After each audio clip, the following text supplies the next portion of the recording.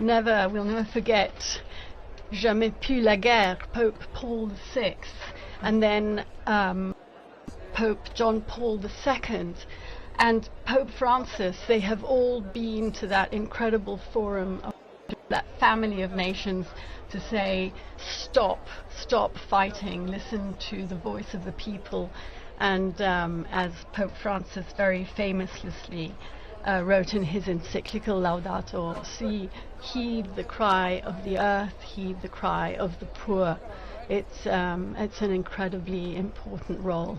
And I think you mentioned Pope Paul's very heartfelt. You could see it on his face when he cried out, "Never again war, never again war." And I think every subsequent pope that's visited the United Nations has quoted him there. I'm not absolutely certain of that, but Dawn, you mentioned the unique place of the Catholic Church. The Church is present in just about every country in the world, so they have a stake in a lot of these conflicts. Some places the Church is very small. Mongolia has a community of a few thousand people. 1,500 Catholics. With the Cardinal, though, right? But with the Cardinal, who we saw today. Cardinal Marengo. throughout the world. It does have the diplomatic corps, and I know you've done some studies to the diplomatic corps. It's not just the Pope's gestures, which are very, very important. You mentioned the beautiful gesture of the Pope kneeling at the feet of the leaders, but there's also so much work that goes on in the background, which is animated and inspired by the Pope. That's where the Secretary of State, the nuncios, are really trying to carry out the background work of trying to make the Pope's appeals a concrete reality. One of the surprising things, people come to Rome, they find out it's a city with two sets of embassies, that there's embassies to the Republic of Italy and there's embassies to the Holy See. And the Holy See has diplomatic relations with an immense number of countries, including countries that are at utter loggerheads with one another. And so that in situations of war, in situations of conflict, nations can come to the Vatican and use the diplomatic service in order to exchange messages of peace, in order to exchange messages offering ceasefire. And so it's very important to remember the work of nuncios, of the special envoys, when the Pope sent Cardinal Zuppi to Ukraine as a special envoy for peace, that this is something the Catholic Church is very good at and can be a force for helping to establish lasting peace in these troubled areas. And as you said, Dawn, that's something that the Church can do where you can speak with both parties as, if not exactly a neutral party, but at least something that's a little taking a step back, where you can't talk to one another, but you can talk to someone else. We saw that with the Second World War and some of the tremendous work of the Department of State. We also have seen with the Secretary of State, one of the big issues is the plight of displaced persons, and that was a big work of Vatican Radio in its early history. Linda Philippa, maybe you could speak about that role of the Holy See in the humanitarian work of the role of Vatican Radio in the humanitarian work of the Holy See. Well, I think you're probably referring to the Second World War, right? Especially, yes. When the radio started a service announcing the names of prisoners of war, in order that people could tune in and hear whether their husbands, their fathers, their brothers were in these prisoners of war camps following the Second World War. And that was, as I say, way back after the Second World War. But of course, if you're talking about the plight of displaced people, then much more recently during this past decade, of course, we think of how significant an issue, I would say a top priority, this was for Pope Francis. Hard to forget that the first place he chose to visit after his election was the tiny island of Lampedusa down to the south of Italy here. Why? Because he wanted to remember all the people, all the many, many, many people who have lost their lives trying to flee their countries, trying to get to safety and security for their families, and losing their lives in the Mediterranean in these terrible flimsy boats that just capsize. And so these kind of, again, the image of him throwing that those flowers into the wreaths of flowers into the sea from the boat to remember the people who'd lost their lives. speaking with other migrants who had successfully arrived in Lampedusa on that first visit. It was a theme that he started out that way, and he continued to do that all the way through his pontificate, to remember migrants and refugees and people seeking peace, seeking safety, seeking decent standards of living. It really was a top priority for him, I think.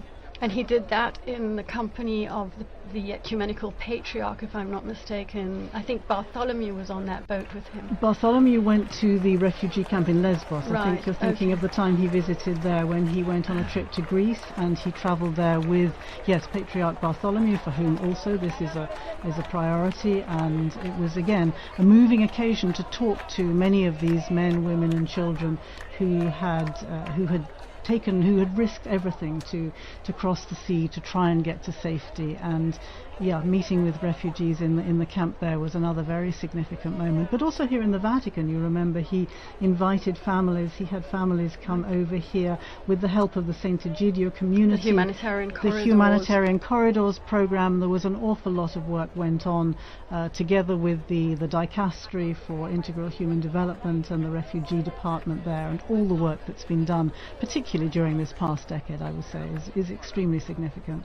Meanwhile, I'm seeing here on the chat that's adjourning us is that the people in the square are clapping hands in an attempt to get the cardinals to hurry up with the voting process. We're going to have an Urban the Sixth situation. Oh. They've been in there for a couple of hours now, haven't they? They have been, yeah. Maybe we can take a short musical break. Mm-hmm.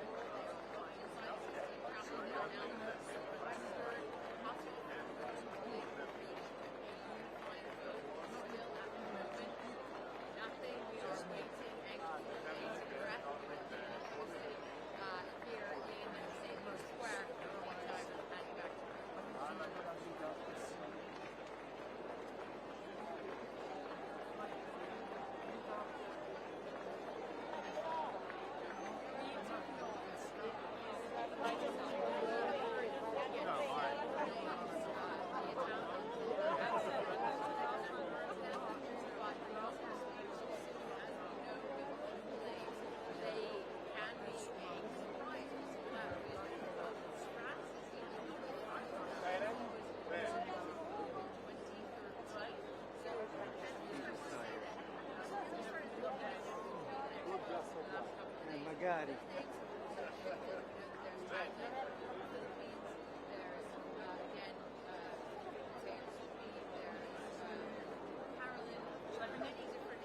What?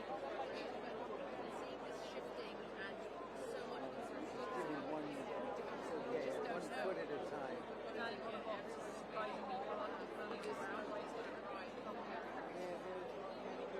The boxes uncomfortable. You need to get more comfortable boxes.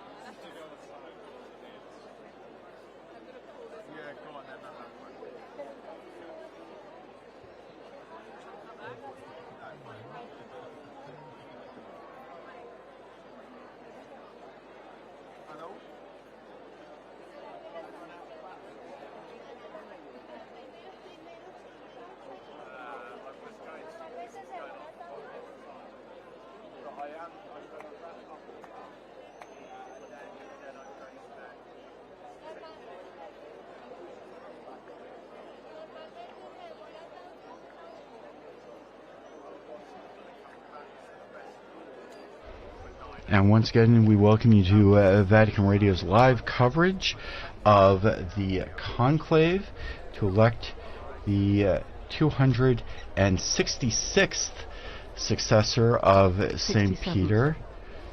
267th Pope, 266th successor, I think is last count. But that's actually an interesting point because the official list of popes has changed numerous times over the years, and in fact there was a change in the 20th with different popes who had traditionally been counted as popes suddenly struck from the list, and perhaps some other clarification from historical scholars. Well, so you have things like Benedict IX, who was pope 3 different times, and then John the 20th that didn't quite make the list eventually, and so they had to skip one.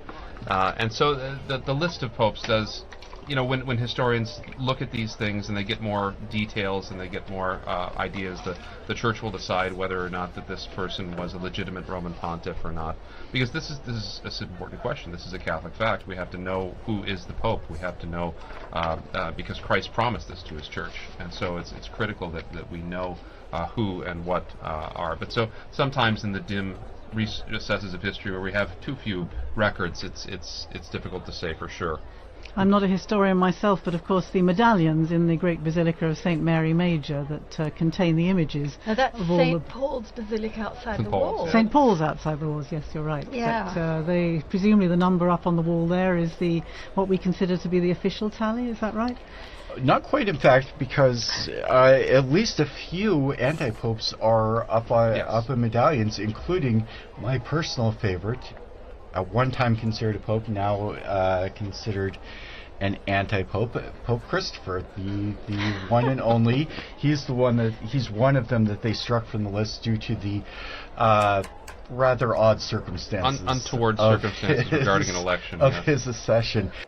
Well, if you are just joining us, we are entering the third hour of our coverage of the conclave. We are anxiously awaiting smoke to appear from the chimney in above the Sistine Chapel. That's still not happening. As we heard just a while ago, the crowds that have now gathered in St. Peter's Square are getting a little enthusiastic in their expectation of the Pope.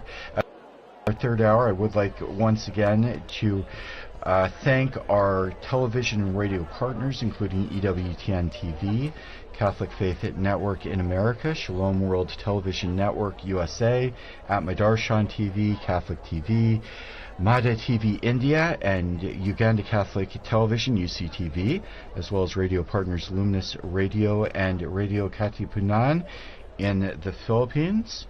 I'm here with our very learned guests, Philippa Hitchin and Don Prudlow, and perhaps we could talk a little bit about what we can expect.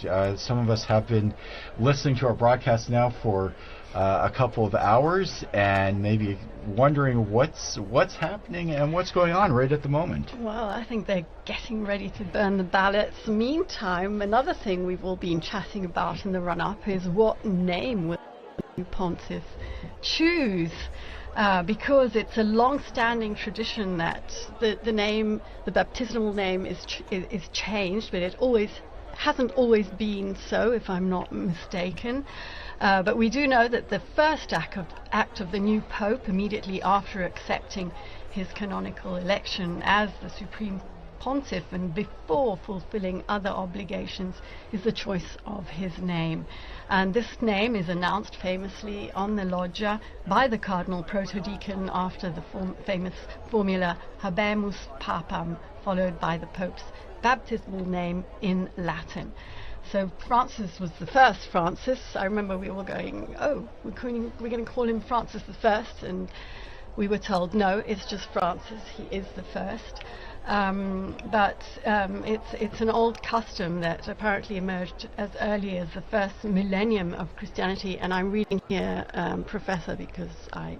It's 1,500 years old, so it is a pretty well-established custom. And can you tell us anything about the popularity of certain names, why they became so much more popular than others, why Francis perhaps was never chosen until this last pontificate? Well, there have been a series of quite traditional names. I mean, there's a good list with 266 popes to choose from. There's good, and it ties people back into continuity with the past. Benedict, naming himself after Saint Benedict, and after Pope Benedict XV, the Pope of Peace. I tend to think Pope Benedict XIV, the great scholar pope as well, that he tied himself to. But and then you had the innovation of John Paul, right, having the two papal names. And he will be, if there ever is another Francis, he will have to be Francis the First. I mean, he doesn't have any choice. He will be Francis the First. He will have to be Francis. If there's a Francis the Second, there's going to have to. Yeah, he'd have to be retroactively promoted to Francis the First. But this is a great moment, because it's the first time that we can get an insight into the mind of the new pope when they have this name. So, for instance, if as a lot of people think, the new pope may choose the name Leo, we know that that's probably in line with Leo's great work with social justice, with Catholic social teaching, but also hopefully Leo's great work with Catholic academics as well. But how many Leos have there been? Well, he would be Leo the 14th. So there would be Leo the 14th. But the John, you'd have John would be a popular one. Paul would be a popular one, or John Paul III even. But all those will have nuances, right? They'll all have meanings that the Pope will be able to tell us, and we won't be able to exhaust them. I mean, they're suggestive, right? We'll see. Well, that's an interesting name. And the commentators will be out in force to explain exactly why the Pope chose that particular name.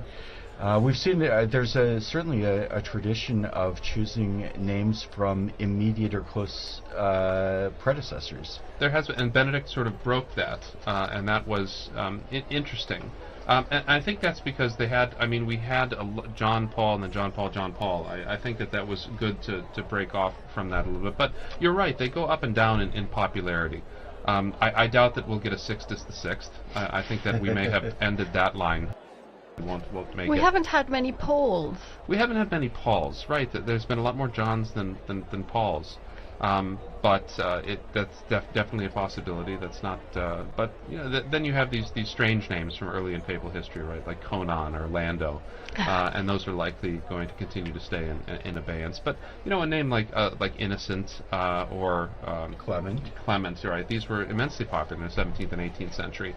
And they tied them back to those great histories with those names too. John's was kind of a surprise, because there had not been very many creditable Johns in papal history, and so it was kind of a surprise, particularly. And there was controversy even about his numbering, because one of the anti-popes of Avignon was John the 23rd.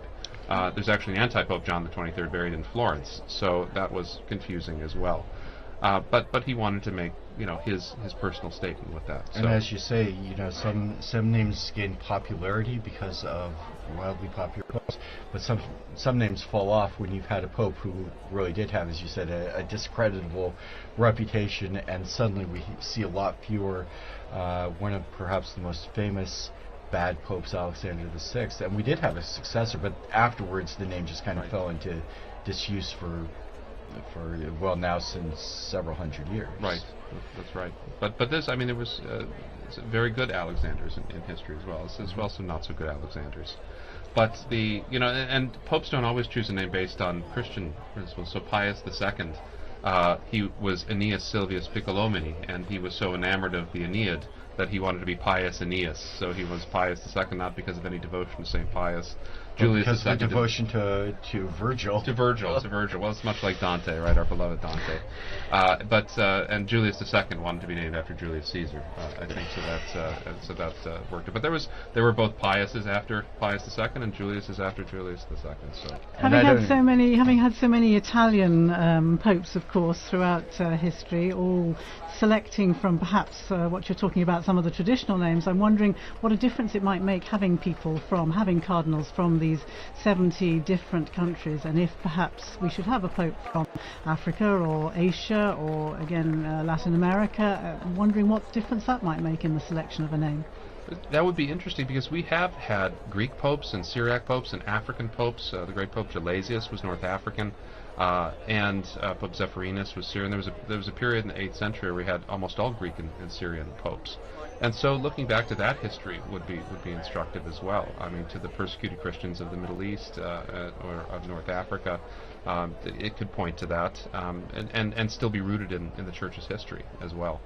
You certainly need a historian on hand, don't you, to help you make this selection. I can see that you're never going to be out of a job. They've never let historians into the conclave. There's no on-call historian, so maybe. And how important is it that a pope be proficient in Latin?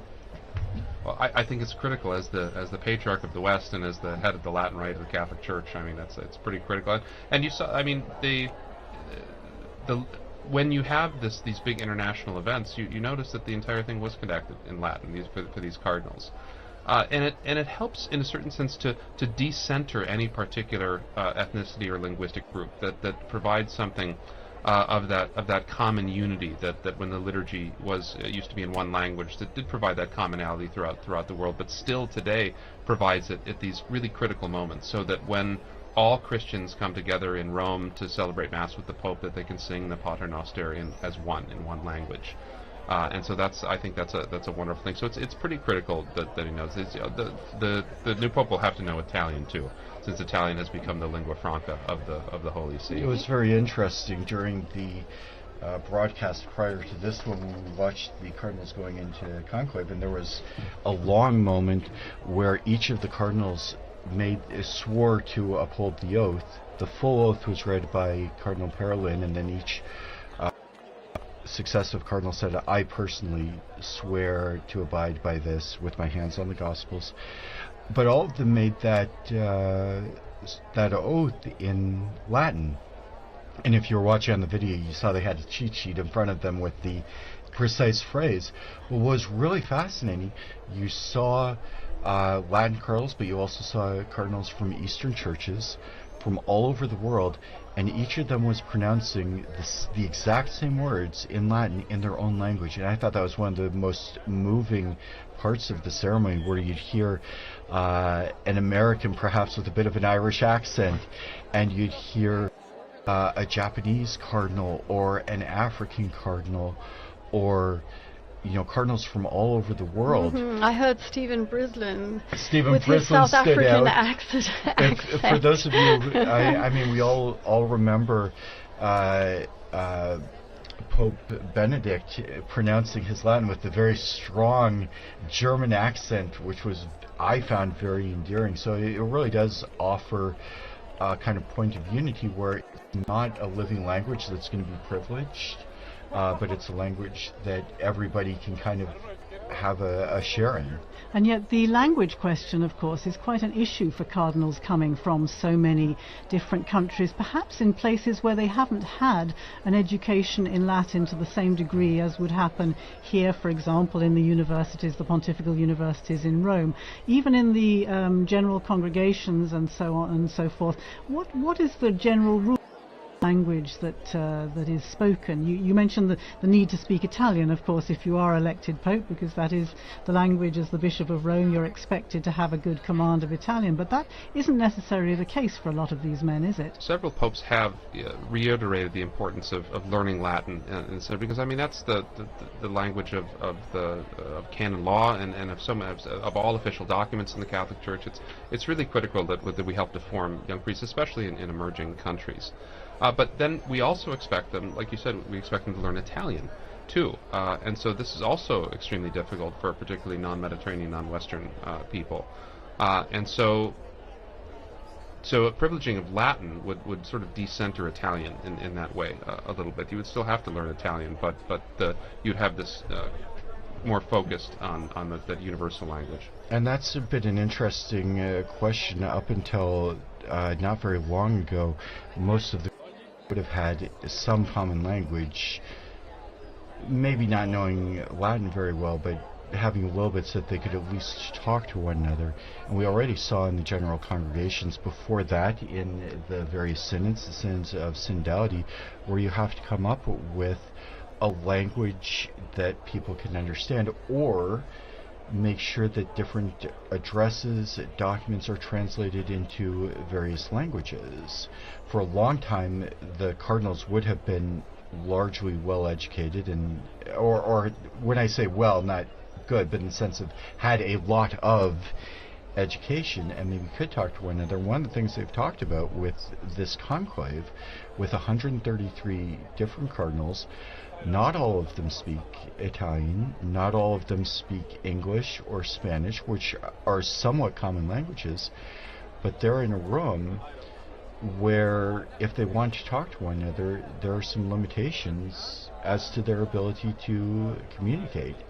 And that and we see it with synodality too, right? We often get shunted off into language groups, right? Which is sort of defeating the purpose of the whole idea. I mean, just it's difficult for us to conceive of, say, but Vatican II, to think back to Vatican II, and that the entire thing for 4 years was conducted in Latin, with everyone having an equal voice and able to discuss with one another in that. Now, it's possible that new translation software and things can come and make a difference like this, but having that common tongue has been something that's been very important to the Western world. That would be an interesting technological change if in some future conclave they're all issued a universal communicator to translate on the spot, and then you don't have to worry about translators coming in and violating. And I think about that ecumenically too, because I mean the use of Latin transcended the boundaries of the Catholic Church for so many centuries. In Europe, it was the common diplomatic language. It was the language. There's a famous exchange between C.S. Lewis and an Italian priest. Neither of them spoke the other's language, so they wrote each other letters in Latin. And so that is one of those commonalities too that we all share. Yeah. And we're still waiting for the even the seagulls. Even the seagull has given up. Yeah. I'm hearing it's getting chilly out there as well. And one of the things that we can expect that at least some of the cardinals probably have in mind what effect this is having on people outside. I would think, yes. Could be a good sign because, or it could be just that they're waiting to burn the ballots. Who knows? But they should, because it's just one ballot, that they wouldn't have to wait after the scrutiny is done. But as you were saying earlier, I think, Chris, this is going to affect timings, isn't it? I'm imagining not just today, but we start again tomorrow morning. Just give us a recap of the times that are expected. The cardinals gather again at 9 o'clock in the morning, is that right? Inside the Sistine Chapel. They begin with Mass and prayer. The actual voting is largely, as we've said, it's not a point. The conclave is not a place where people are going to get up and give campaign speeches, or much speeches at all. I've heard many cardinals talk about conclaves as more like a retreat than anything else. And when they come into the Sistine Chapel and do the vote, that's all they do. So what we've been kind of expecting, it's very imprecise, as we're seeing even as we speak. We're kind of expecting the first vote should take place and maybe be finished up by 10:30 or 11 o'clock in the morning. If there's a positive outcome, we would see the white smoke then. If not, proceed immediately to a second vote, which is then going to take another hour and a half. And at the conclusion of that vote, they will burn ballots from both of the previous scrutinies. So then we could see or white smoke. The kind of general feeling and general ideas that might happen around 1 o'clock each day. Yeah, and let's remember that this service that we are providing is not just in English, of course. Being Vatican Radio, it's in 7 languages, the live service that we are doing now, but the other languages will also be broadcasting, so it's going out in a lot of languages as we speak, and of course everything is on our website, on our social media, on Twitter. And not just spoken languages. And not just spoken languages, the sign languages, in various sign languages. There's the Italian sign language, the American sign language, and I'm here. We have Devon on the line. He's still in the square. Devon, hello, hi, good.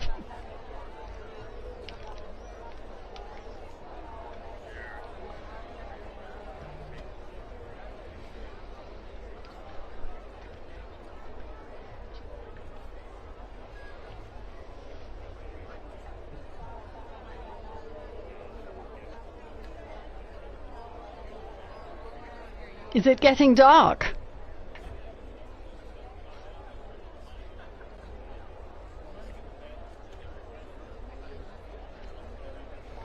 We're all wondering what's going to happen. We've the two and a half hours since the beginning of this commentary, and so yes, the seagull appears to have also left its position next to the chimney. Perhaps also growing impatient.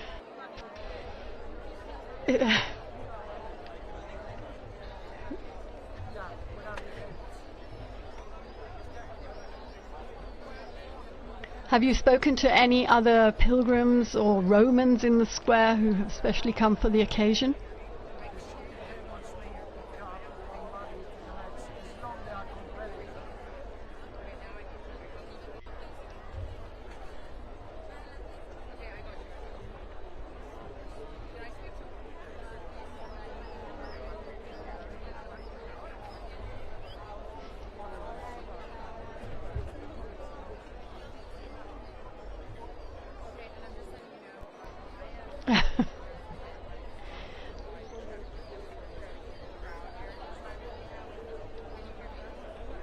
Absolutely. We will. Thank you very much, Devon. And what's very interesting is that if they've chosen not to do a vote this evening, or if there's a problem, that's probably not the level of intervention that will cause them to break the conclave. So there's no real means for them to let us know what's happening inside. So we're gonna keep guessing and keep waiting and praying.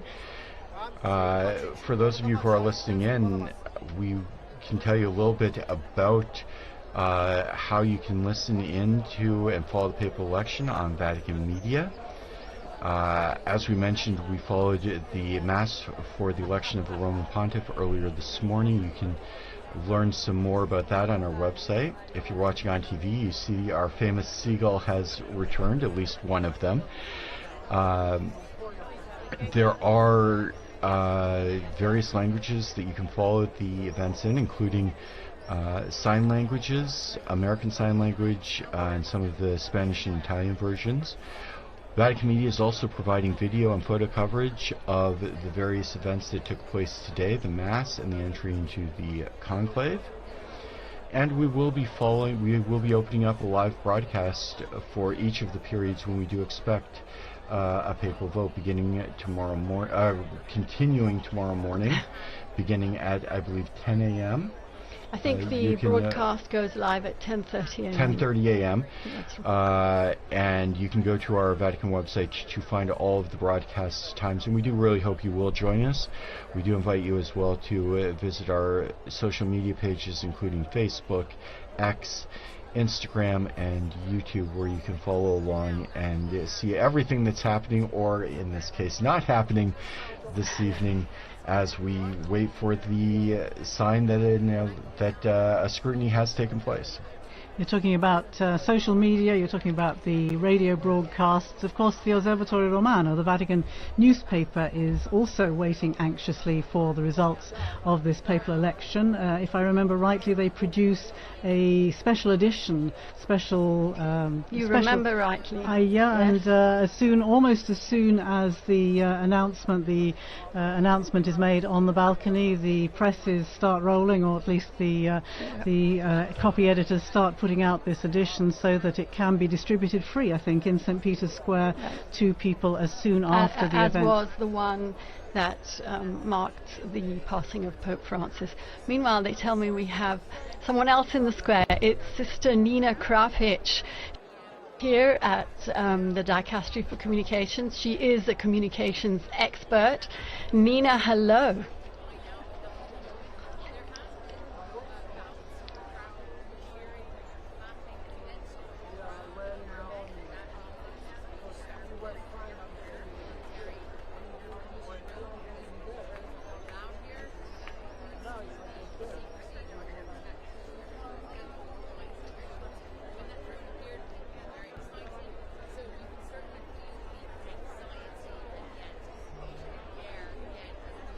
It's your first conclave, isn't it, Nina?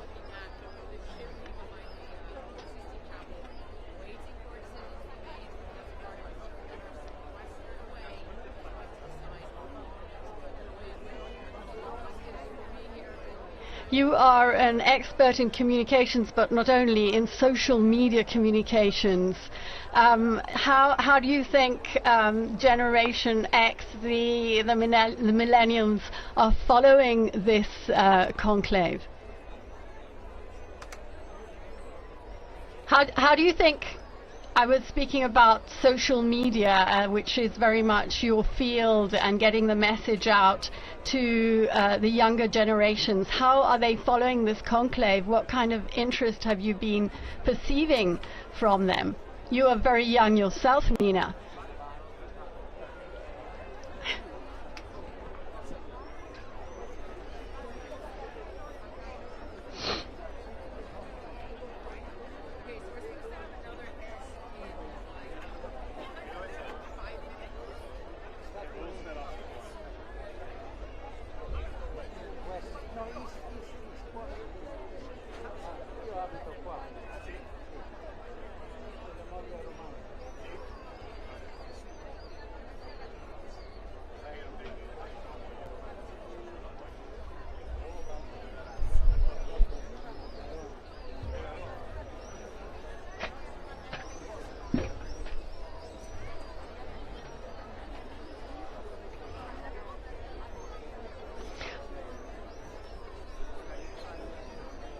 Well, you know how we knew that you were there, Nina?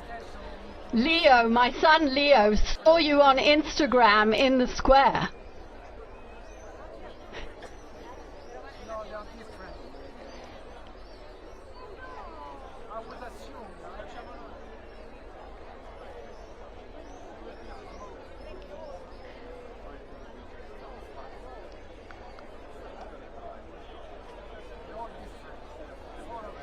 Right.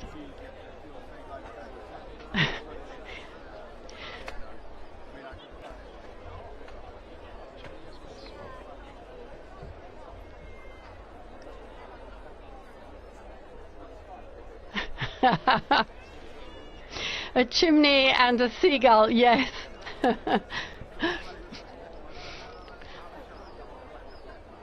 Thank you, Nina. Yes. We'll be speaking to you again. Yeah, absolutely. Okay. Thank you. Bye-bye. Bye-bye. So that was Nina Kravich. She knows all about influencers. The dicastery that has understood very profoundly that it has to move with the times if it wants to keep up with the world, and has brought her in to study the role of influencers in communication and to talk to gatherings. She goes to speak at conferences about the church and communications with a very new voice. You need the dicastery of influencing.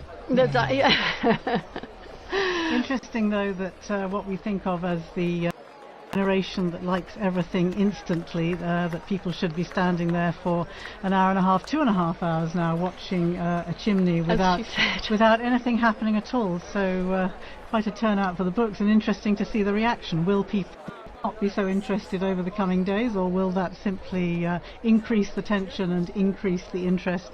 We'll have to see tomorrow what happens. Francesca's telling me the numbers have gone up. There are 45,000 people in the square at 20:35. That's 25 to 9 local time here in Rome. Well, it's still mercifully before Italian dinner time, but it's well past American dinner time.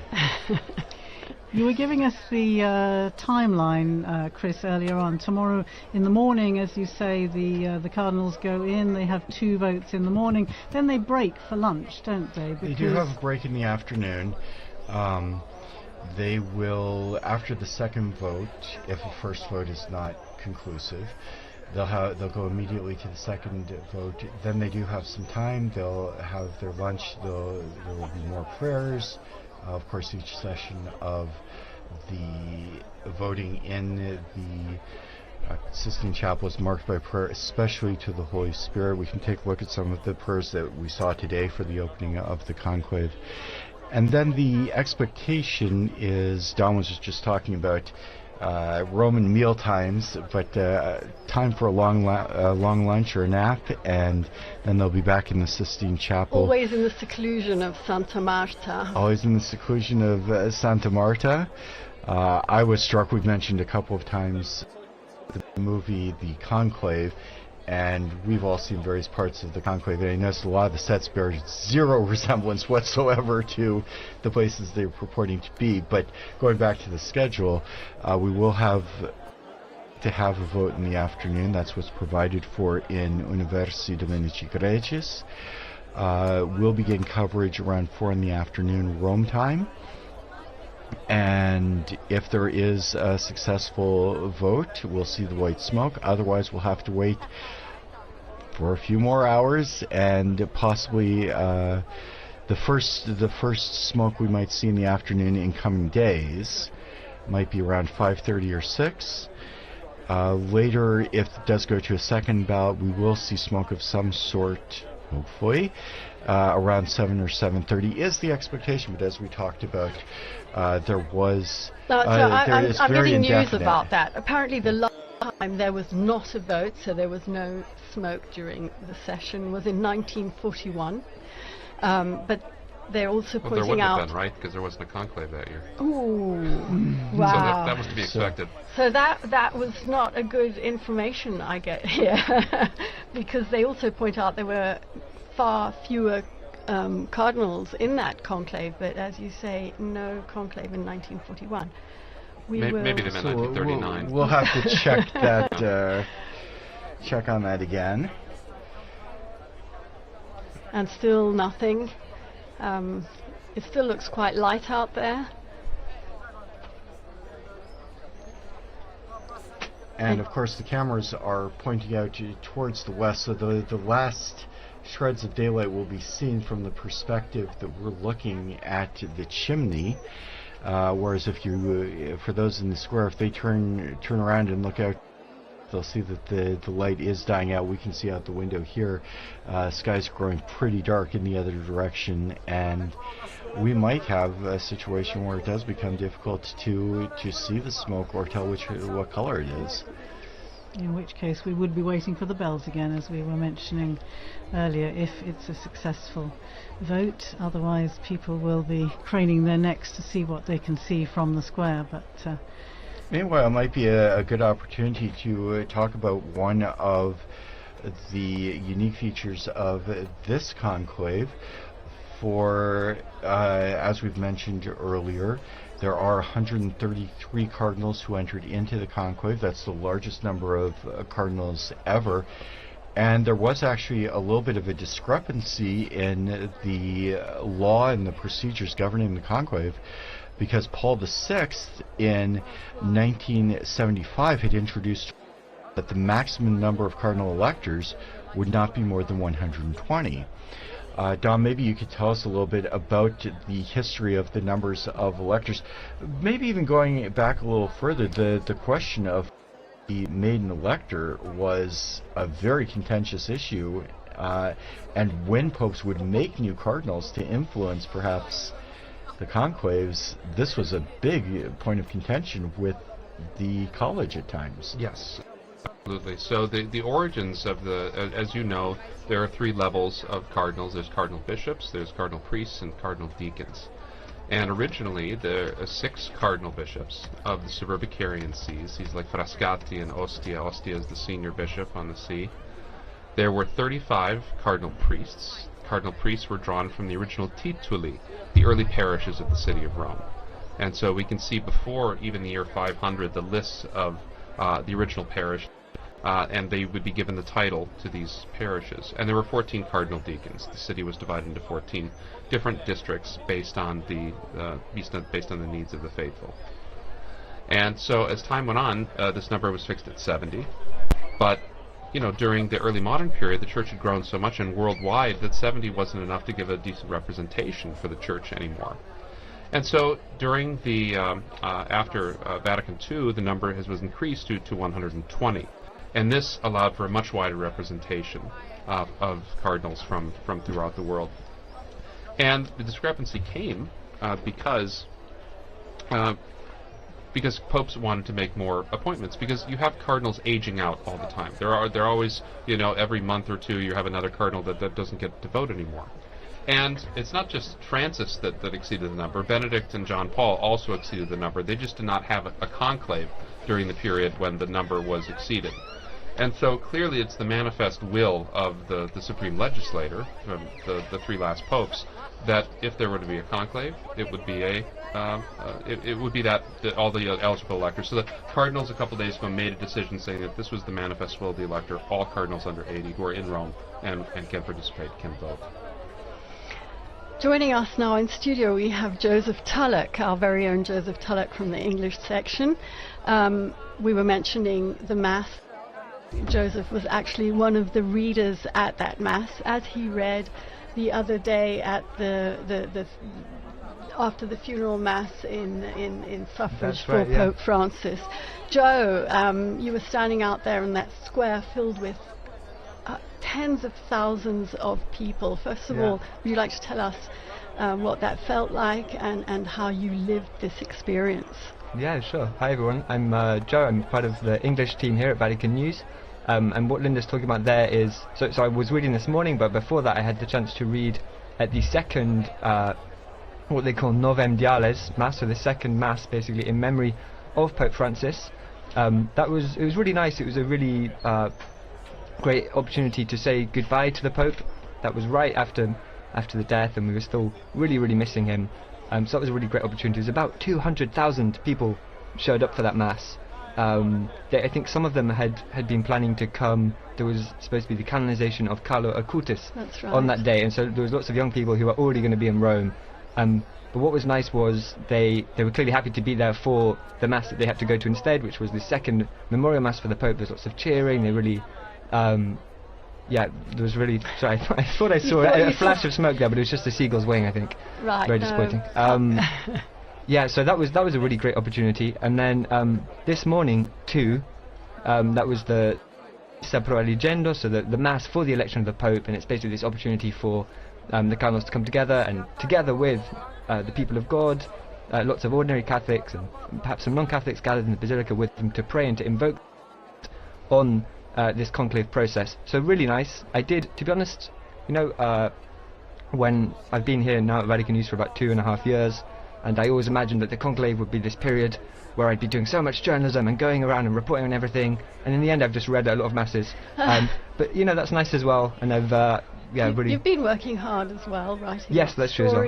And what reading did you do this morning? So it was a reading, putting me on the spot, it was from, I think, the prophet Isaiah, and really nice reading about, I think it's the one that has... the Spirit of the Lord is upon me. He has appointed me to preach the good word to the poor, something like that. So the kind of a reading coming out of this prophetic tradition in the Old Testament. And of course the readings are picked, I assume, with kind of the idea of reminding the cardinals of what they're looking for in a pope. So somebody who will have Right. the poor in mind. I think I'm getting the reading right. It's funny actually, when you're there reading, you're so focused on saying the words right that you're not even thinking about what it means. So I may have misremembered what the, No, what I the reading think was, but you're I think that was the one. remembering rightly Yeah. that it was focused on the characteristics that a new pope Yeah. should hopefully have. So yeah, absolutely. Yeah. Joe is going to be in studio with us again in these Yeah. coming days as we await the smoke, unless at this point it could be white. Who knows? Yeah, who knows? Who knows? Who knows? So that's right. I'm going to be joining on Friday morning. If, of course, I mean, we could very well have a new pope by then, because by then there will have been there'll be 9 between now and Friday morning. So there's 1 ballot this evening, and then there'll be 4 tomorrow. And so it's quite possible to have a new pope by Friday morning, but if not, you'll have to listen to me and my wonderful colleague Francesca Merlo, who's producing today, but she'll be joining me in the studio on Friday morning. If we don't have a pope by then, who knows? Yes, thank Yeah. you here to Francesca Merlo and to Mario Scatton, who are both working on the other side of the window here in this Vatican Radio studio. We've been talking a bit about all that's happened between the funeral and the general congregations leading up to this conclave. Perhaps we could just take a brief look at actually what happens. We've talked about the Pope coming out onto the balcony, the first acclamation by the people of Rome and so on. But then we have to look forward also to the installation, the inauguration of the new papal ministry. Perhaps we could talk a little bit about what happens then, remembering past occasions. It's usually about a week, isn't it, between the announcement, between the successful outcome of Right. the conclave. Well, and first of all, all the delegations that are going to be here in Rome for that ceremony have to get here, so it can't be immediately afterwards.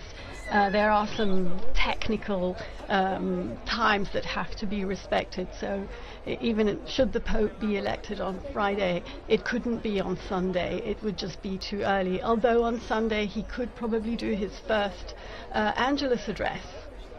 Yes, absolutely. And we have to remember that if he's a bishop already, and all the cardinals in there, and most of the cardinals are bishops, that he becomes Pope the moment he accepts.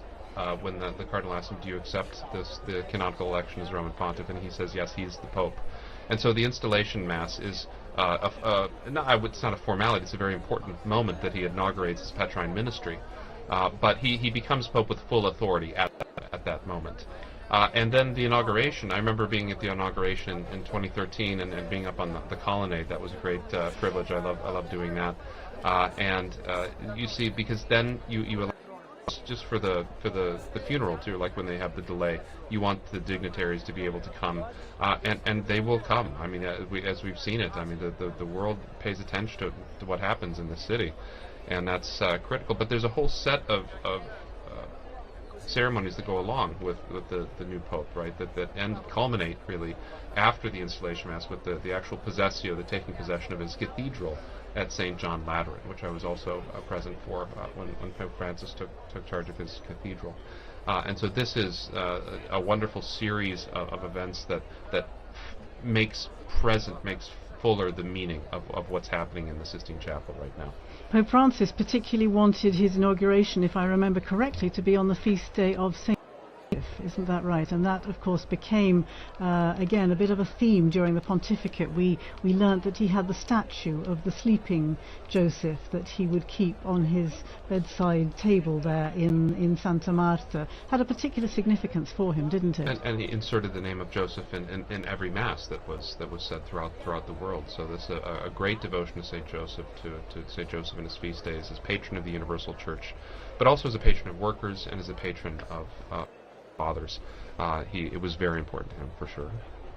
The thing I remember particularly about the installation of Francis, of course, was that it was only 3 days apart from the Archbishop of Canterbury, and because I was covering ecumenical affairs, I wanted to be in both places, and fortunately, because there was that little time gap, it could have been on the same day, but actually in the end I was able to be here in Rome for the papal inaugural mass, the papal installation, and then get to Canterbury as well for the Archbishop of Canterbury's taking the beginning of his ministry there in Canterbury Cathedral.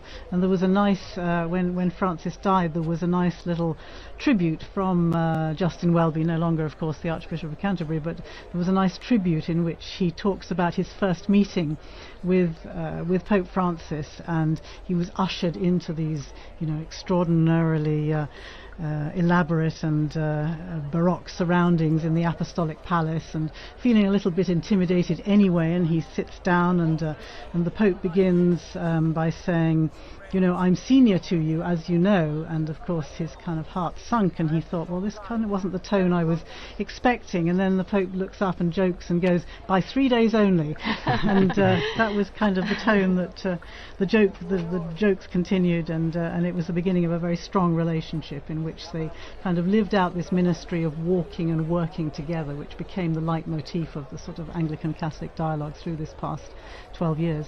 Well, in a much more modest register, we also learnt to know him and walk with him after that 13th of March, which we don't forget because we were here. We didn't know who Bergoglio was, and very slowly we began to understand him. He went to Lampedusa, as you mentioned, his very first journey abroad, after having said that he didn't really want to travel. It wasn't his thing, but he went to Lampedusa because that issue was so important for him. And being there, he realized, he told us afterwards, he realized how important it was for the people to feel his closeness and to feel he was going to them. And he ended up undertaking 48 apostolic journeys abroad, as well as many others within Italy. Joe was on his last apostolic journey abroad to Belgium. Yeah, penultimate, because the last one was to Corsica, exactly. But you went to Belgium. That's right. Yeah. So there was a very quick one to Corsica where he came back, and I think within the day, exactly. But before that, the longest kind of traditional papal journey, the last traditional papal journey was the one he did to Luxembourg and Belgium. I was with the Pope for the stop he did in Belgium, and it was an interesting papal journey because it came right after this huge one that lasted several weeks across a couple of countries in Asia. So 4 countries. 4 countries in Asia. Asia and Oceania. Yeah, and there'd been some, for instance, he'd been in East Timor, where something crazy like 70% or 60% of the population turned up for a mass he celebrated, and these incredible scenes. And I think it's the most Catholic country in the world, with the possible exception of Vatican City. No, I think it's more Catholic than the Vatican City. Okay. That's what the Vatican officials quit. But right. And so he'd just come back from that, and then he came to Belgium, which is obviously a fair country. It's a country that's been really marked by the sexual abuse crisis, which is something that's happened in the church all over the world, but it was particularly bad in Belgium. And so it's a country where there's also, on a level, there's some also distrust, I think you can say, towards the church. And so it was a very interesting papal journey for that reason. The Pope did a couple of things. So he met with survivors of sexual abuse, and that was a closed-door meeting, so there were no journalists there. We don't know exactly what was said, but there were some interviews afterwards with some of the survivors who said that he really listened to them and they felt moved by that. And he also visited some universities. So Belgium is home to 2 famous Catholic universities. I'm going to butcher the pronunciation. One is, I think, Leuven, and one is Louvain, and one is Dutch-speaking or Flemish-speaking. The other one is French-speaking. 2 very historic, very prestigious Catholic universities, and the Pope visited both of them. There was, if I remember rightly, there was at Leuven, the Flemish Dutch-speaking one. He kind of had an exchange with the professors, and then what was interesting was afterwards when he came to Louvain, it was more a dialogue with the students. But on both kind of occasions, he was doing what we really came to expect from Pope Francis, which was this dialogue, kind of talking to people, even people who disagreed with him. I remember there was some when the students were talking to him, as well as they agreed with a lot of what he said, and then they were pointing out some points where they disagreed, and that was really typical of Pope Francis as well, this desire to talk to people, even people that didn't agree with him. Absolutely. And so it was kind of it was a classic Francis trip in that way. I was speaking to the international director of the Jesuit refugee service just slightly after his death, and he said very much what you have been saying. He would sit down and enter into dialogue with the person he had before him, and it was never a problem to disagree or to listen to a differing perspective. In fact, he was interested in doing exactly that. Yeah. Certainly the fact of his meeting with Jesuits wherever he travelled in any of the journeys around the world became a particular hallmark, didn't it, of these trips, and I think a particularly important moment for the Jesuit community throughout the world. I'm wondering, Don, if you can tell us anything about the frequencies of popes belonging to particular orders as opposed to those who don't. I mean, it's not terribly common. We remember it was almost a shock when Jorge Bergoglio was a Jesuit, right? It was kind of popularly thought that a Jesuit would never become pope, so that was very shocking. There have been several popes from religious orders. From the Franciscans and Dominicans, each have a handful of popes. None since the 18th century, late 18th century. There have been some monk popes, particularly during the period of the monastic revival in the 11th century.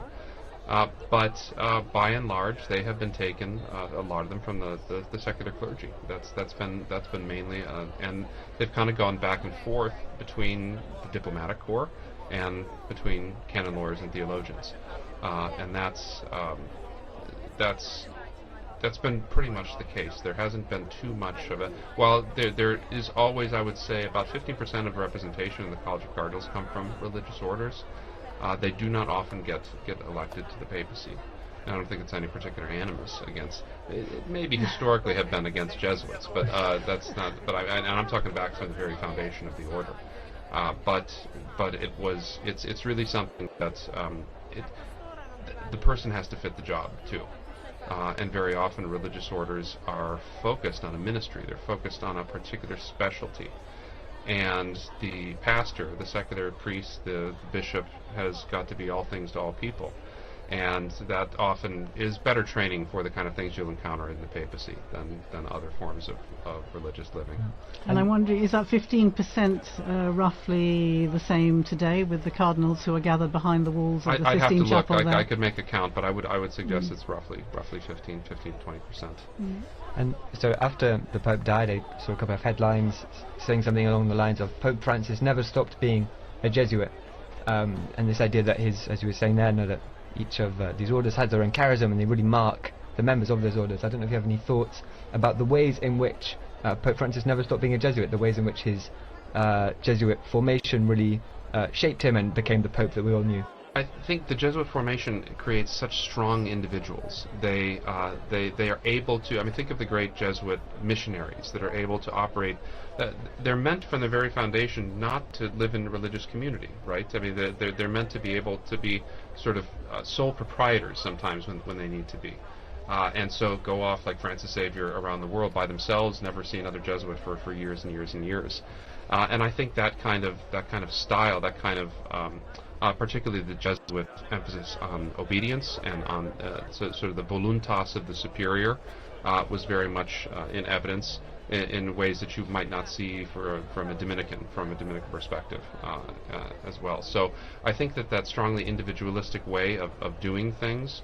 I don't mean individualism in a bad sense. I mean a strong, well-formed person that is able to act and knows their mind and acts in that way. And Jesuit formation is really effective at creating that. I think we saw some of those aspects coming out in his papacy for sure. Would you say also the question of discernment, which is a particular feature of the spiritual exercises of the Jesuit mindset in some ways, and of course the discernment process is perhaps at the basis of this synodality, the synods on synodality and so on that Pope Francis has begun and as we know has set in place, set in motion through to another synod in 2028. I think that would perhaps be another feature of I think of so. the That's Jesuits. exactly right. Yeah. I'd like to remember Pope Francis's last gift, which was a Pope Mobile that has been readapted, thank you, Philippa, into a health clinic for the people of Gaza. I think that is such a significant and powerful gesture, reminding the world of those most in need. And it came, of course, following the phone calls that he traditionally made so regularly to the parish, the Holy Family Parish in Gaza, which I think you visited. I was able to do so when I went there When you went. to the Holy Land some years ago, and was able to go to Gaza with the previous parish priest, and you know how significant it is, how important it is in any situation of conflict like that to know that the world has not forgotten you, to know that people are praying for you, that people are praying for peace. And clearly those phone calls that Pope Francis insisted on making right up until Even the previous from, weekend. from the hospital, when he was in the hospital, when he could, he would call Padre Romanelli and just ask them what they'd had for dinner. Smoke. We have smoke. We do have smoke we have coming smoke? out of that chimney, but And it's it is definitely black black. smoke. Definitely black smoke. It's 21 hours. It's 9 o'clock in the evening here in Rome. And that is, They took their time. They took their time. They had a good think. They listened to a meditation by the papal preacher, which probably took time as well. Definitely black smoke there, I would say. And I wonder what the reaction is in the square below, to the crowds who are seeing that and knowing that there has been no decision, no successful outcome on this occasion. And now we have a shot of the square. I can see some cell phones flashing away there. Whether they'll be able to capture that black smoke billowing in the wind there out of the chimney and away across the rooftop of the Sistine Chapel and the rest of the Vatican museums, I'm not sure, but that's certainly black smoke. I wonder if we have some sound from the square there. Do we have squares? No, we don't. They tell us we don't. But we can see. Here we are.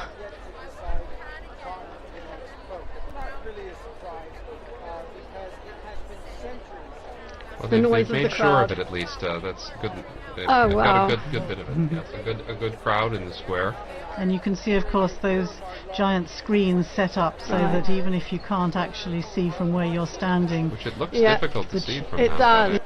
does. yeah. And in fact, I remember that from past And as you were years. saying, it's At dark. nighttime, yes, Yes. it becomes difficult. Okay.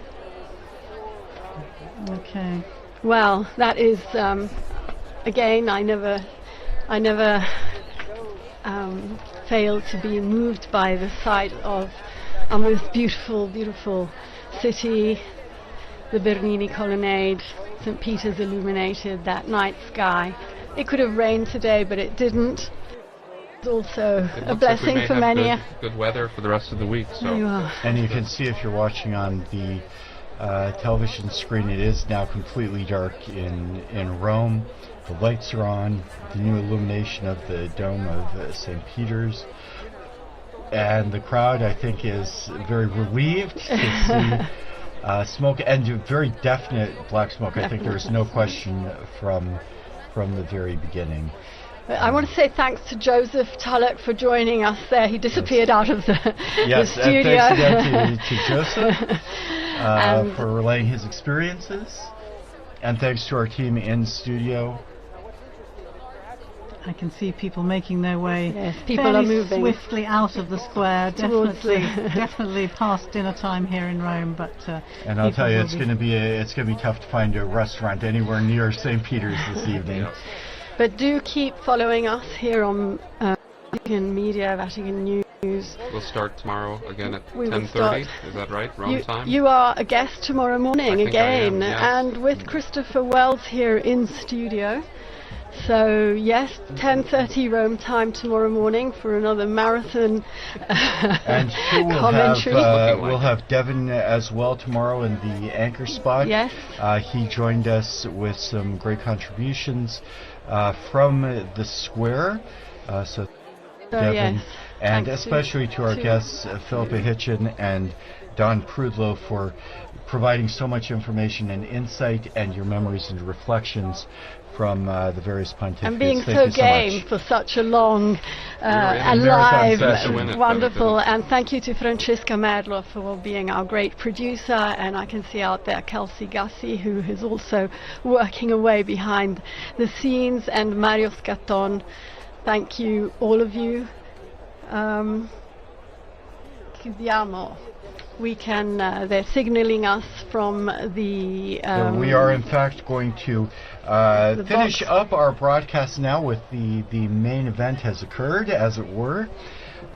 So again, thanks to all those who participated in the evenings. Thanks to especially to our head of the English section, Linda Bordoni, who has done so much hard work to make all of this possible. And thank you, Christopher. And as we do close up our broadcast, I would like to thank all of our broadcast partners as well, including EWTN TV, Catholic Faith Network in America, Shalom World Television Network USA, Atmadarshan TV, Catholic TV, Mata TV India, and UCTV, Uganda Catholic Television. Also our radio partners, Luminous Radio and Radio Katipunan in the Philippines. Thanks to all of you. Please join us again tomorrow. Laudetur Jesus Christus.